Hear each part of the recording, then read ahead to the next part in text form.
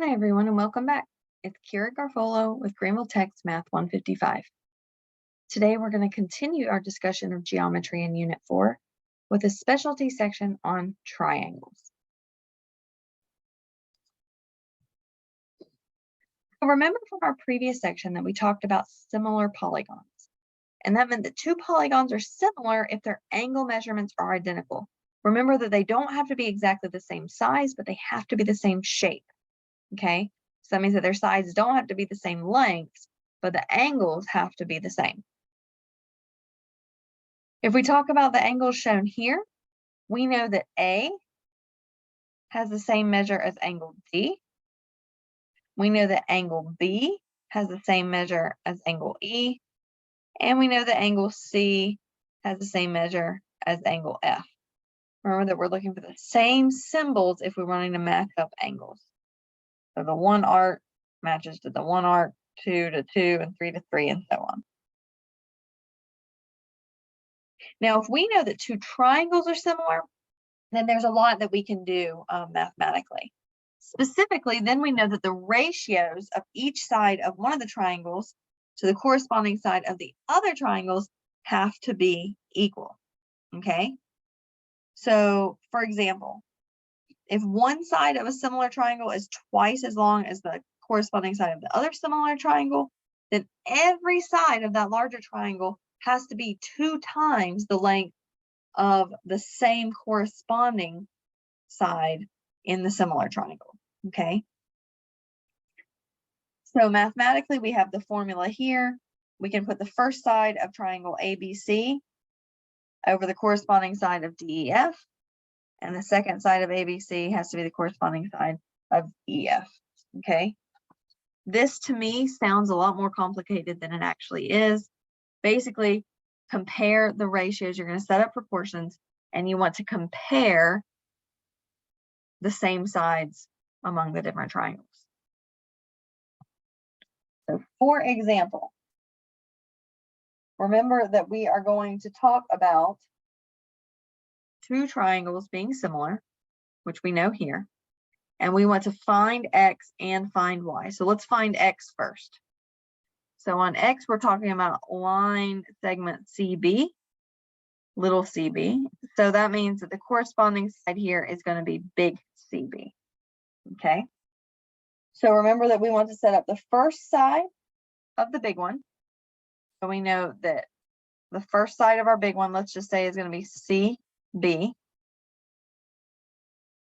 divided by the corresponding side, so little c, little b, is going to be equal to some other side ratio, okay? So we know here the ACs, okay? So big A, big C to little a, little c, okay? So if we set this up with numbers, then we know that the ratio of this to this, so 50 to X, is going to be the same as the ratio of 20 to 14. Okay? And if we do this, back to proportions, back to our last unit, right? We're going to solve for X as 50 times 14 is going to be 20 times X using that cross multiplication concept, okay? And we can solve for X here by doing 50 times 14 divided by 20, and that is going to give us that X is going to be equal to 35 meters. Now, I encourage you to pause, make sense of this. We're going to do another one to practice here in just a second, but you will definitely want to make sense of these as we go forward. Okay, go ahead and pause here and give this one a try. We know here that these triangles are going to be similar. So we want to find X and we want to find Y, which I just realized we didn't ever find Y on the previous slides. So if we want to go back and do that, to find Y, we are going to be talking about AB. So big A, B to little AB. And we can use the same ones that we know, big AC over little AC. You can use the other ones, but you're putting a lot of faith in the fact that you didn't make a mistake earlier. So I always just stick with referencing the ones that are given. So big AB is going to be 40. Little AB is going to be Y. And then equals that 20 over 14 that we saw before. This is going to tell us that 40 times 14 is equal to 20 times Y. And if we solve for Y, we're going to get Y equals 28 meters. Okay. Now we can proceed. Let's make sure we solve for X and solve for Y in this one. So we know that big AB to little AB is going to be equal to big BC over little bc. Okay. So that's going to tell us big AB is going to be 15. Little AB is 5. Big BC is X. And little bc is 3. If we set this up, we see that 15 times 3 doing that cross multiplication thing is going to be 5 times X. And that's going to leave us with X equals 9. Okay. Solving for Y, we still know AB to AB, but now we're going to talk about big AC to little AC. Okay. So we still have that 15 and 5.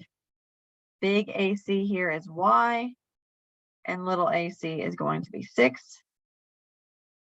So we know that 15 times 6 is going to be 5Y, which is going to leave us with Y equals 18 inches. Okay. And you can do lots of checks here, right?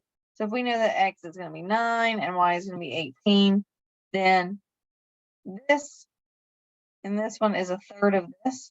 So this one should be a third of this, and it is. And this one should be a third of this, and it is.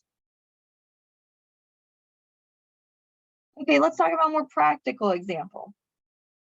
Let's talk about shadows. So we know that a 5-foot tall person, this guy right here, casts a 12-foot shadow at a certain time of day. And right beside him, there's a tree that casts a 66-foot shadow. But we don't know how tall the tree is. So how tall is this tree? Well, we know there's similar triangles. We're going to assume the angle of the sun is identical. Okay. So we know that 66 to 12, because these are the shadow to shadow, okay, is going to be equal to whatever our X is over 5. Okay. So big shadow over big height over little height. Okay. And solving this just like before with that cross multiplication, we're going to get 66 times 5 equals 12X. And if we solve this out, we're going to get that X is going to be 27.5 feet. So that tree is going to be 27.5 feet tall.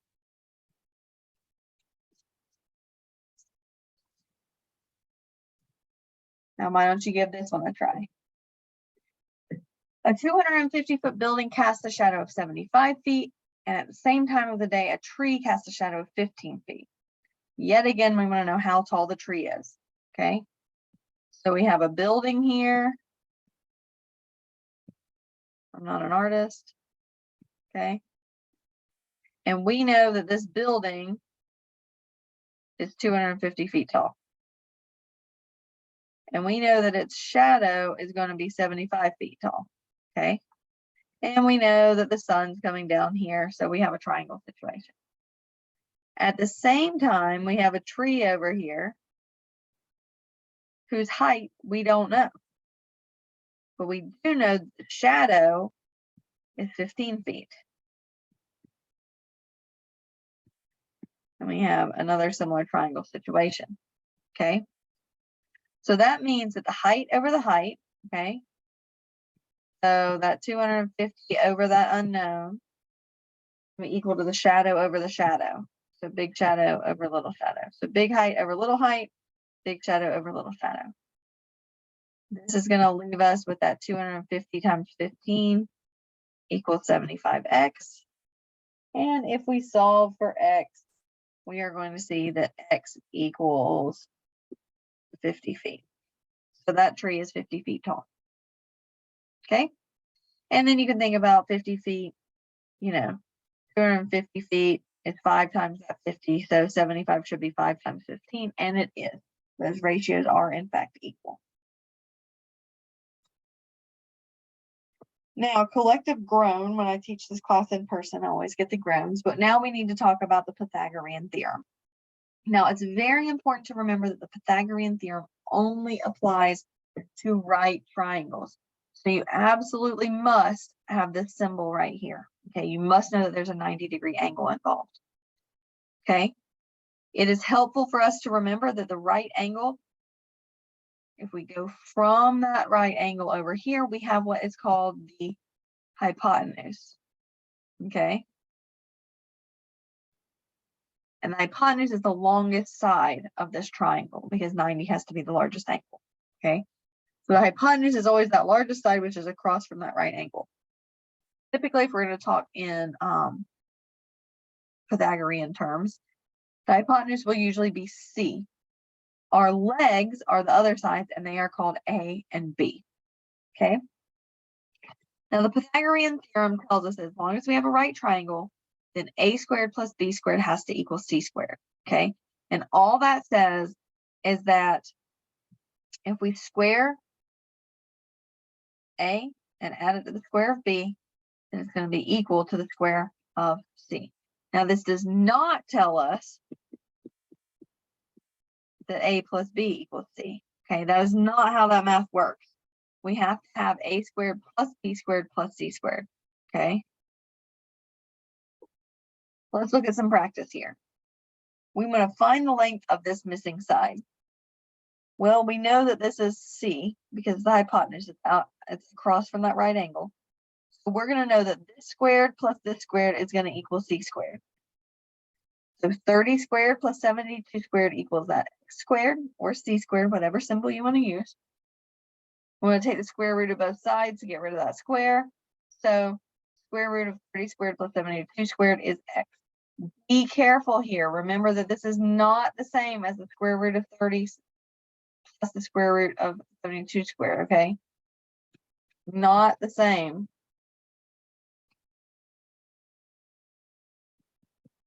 Okay. Do not make that mistake. Keep this whole thing under the same radical. And if we solve this in our calculator, we're going to see that our missing length is going to be 78 feet. How about you give it a try? Pause, give it a work for a second. Okay. We know here it tells you there's a right triangle, so we can assume that this is the right triangle. We know that this is going to be C. Okay. So that tells us that we know that 8 squared plus 6 squared has to be equal to C squared or X squared, whatever symbol you want to use. If we take the square root of both sides to get rid of that square on the C, then we know that the square root of 8 squared plus 6 squared is going to equal C. And you can solve this directly in your calculator, but that's going to come out with the square root of 100. So we know that 10 feet equals C. So we have 10 feet here. If you did not get this, I highly, highly encourage you to pause, go back, do what you need to do, make sure that you can grasp this. Now, sometimes we're not solving for C. Sometimes we're very well aware of what that side is, what that hypotenuse is, but we don't know about one of the legs. In that case, we're going to use the same concept. We just have to do a little bit of other math. We're not just simply solving for C, okay? So let's consider this case. Let's say the X is going to be our A, this is going to be our B, and of course this is our C because it is our hypotenuse, okay? That means that we know that this squared plus this squared equals this squared, and just write that and set it up and solve. So we know that X squared plus 24 squared has to equal 40 squared. If we move everything to get X on its own, we'll get X squared equals 40 squared minus 24 squared. Take the square root to get rid of that square. X is going to be that square root of 40 squared minus 24 squared, and just plug that directly into your calculator. and you're going to get that this side is 32. Now be very careful. If you know that you're working with a leg, okay, so you know you're not working with your hypotenuse, and you get some measure that's bigger than that hypotenuse, you've made a mistake somewhere, okay? The hypotenuse is always going to be your longest leg. Pause for a moment and give this one a try. We know that we have a right triangle here, so we can go ahead and say, okay, here's this. So that means that this is going to be our hypotenuse, which is going to be C. Okay, this is the side we're looking for. We'll just name it X. So we know that 25 squared plus X squared has to equal 40 squared, which is going to tell us that X squared is going to be 40 squared minus 25 squared, which tells us that X is going to be that square root of 40 squared minus 25 squared. Remember, put all of this under that square root together. If you separate them, you're going to get the wrong answer. Putting this into our calculator, we are going to see that X is going to be 31.2 rounded feet. Okay. So it's shorter than the hypotenuse, which is important, not longer. So we have 25 and we have 31.2 feet. Okay. Take a moment and pause, and let's talk about a little bit more practice. We have a 12-foot ladder leaning against a wall. And here's our wall. Here's our ladder. Okay. Again, I'm not an artist. I can't even draw a straight line with this thing. If the bottom of our ladder is 7 feet from the wall, so we know that this is 7 feet. We know that the ladder itself is 12 feet. How far up the wall is the top of the ladder? So how far is this length? Well, we can use the Pythagorean theorem. We hope the builders have built our wall at a right angle with the floor. Okay. So we know, let's let this be X, that X squared plus 7 squared has to equal 12 squared. Okay. Because this is our hypotenuse, it's across from the right angle. So that means that X squared equals 12 squared minus 7 squared. So X is going to be the square root of 12 squared minus 7 squared, which if we put into our calculator is going to give us 9.75 feet. So our ladder is landing about 9.75 feet up the wall. Okay. So now we're talking about an airplane. Okay. So we have an airplane that is going to fly from a starting point here. It's going to fly 500 miles east. And then it's going to turn and it's going to fly 400 miles north. Okay. How far is that plane from the starting point? Well, how far is this point from this point? We know that we turned and we made a perfect right angle because we went from going east straight north. This is the hypotenuse. Since we're finding the hypotenuse, then we know that 500 squared plus 400 squared is going to equal that C squared or X squared or whatever you want to do. And that tells us that the square root of 500 squared plus 400 squared is going to give us C. Plug that into your calculator. Certainly don't try to do that one in your head. And you're going to see that you're somewhere around 640.3 miles away. Okay. If you didn't get either of those, go back, give yourself a moment. Again, it's always a good idea to practice from a blank sheet of paper. If you struggled on some of the tests, but you're looking at the resources, if you're looking at the key and studying that key, you're doing it wrong. Okay. It is very easy to follow along with someone else's work or even your own previous work. You need to practice to mastery with the problems from a blank sheet of paper. That's going to minimize your brain parts on a test. Okay. Now, before we close out this section, we need to go over some helpful terminology. Okay. There's a lot of other vocabulary that can be helpful when you're solving these problems. We've already talked about a right triangle. And remember, that's just going to be a triangle that has a right angle. Okay. just like this. The hypotenuse, again, is that longest side. It's going to be across from that right angle. And the other two are going to be considered your legs. They're going to be A and B, respectively. You can name them B or A, whichever order, but they are A and B. The hypotenuse is typically going to be C if you're talking about a Pythagorean theorem. Now, if we're going to talk about different types of triangles, we have an obtuse triangle. In an obtuse triangle, we have an angle here that is going to be greater than 90. So it's not a right triangle. We have kind of a fat angle, right? In an acute triangle, all of our angles, all three of them, are going to be less than 90, okay? And in an equiangular triangle, that means that all of our angles are equal. And since we know that we have equal angles and we have 180 total degrees, then 180 divided by 3 is going to tell us that all of our angles have to be equal and they have to be 60 degrees, okay? So if you know that your angles are all 60, then you know that you have an equal angular triangle. Sometimes you might see the word scaling, and a scaling triangle just means that none of the legs are the same length. So that one might be something, this has to be something else, and this has to be yet another something else, okay? None of them are the same length on the sides.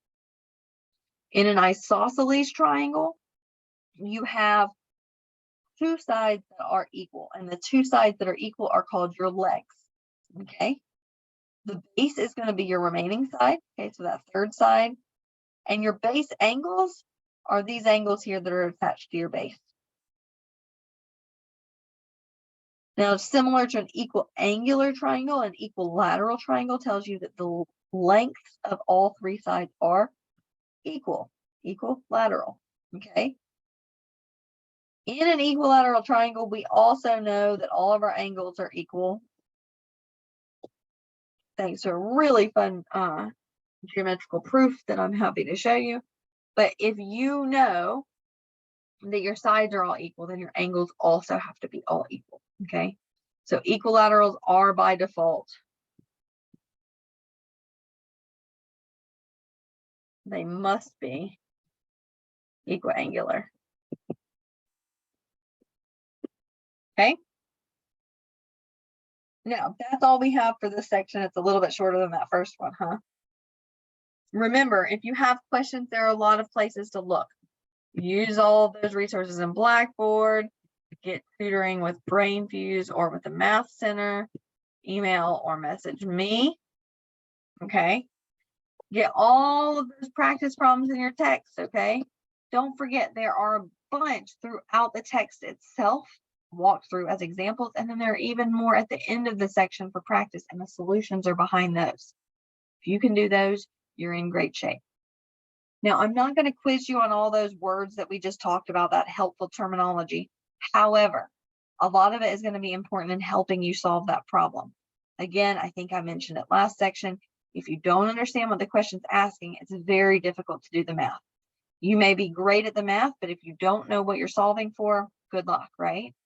So make sure that you're familiar with the terminology, especially as you work through those practice problems and know what those problems are asking you.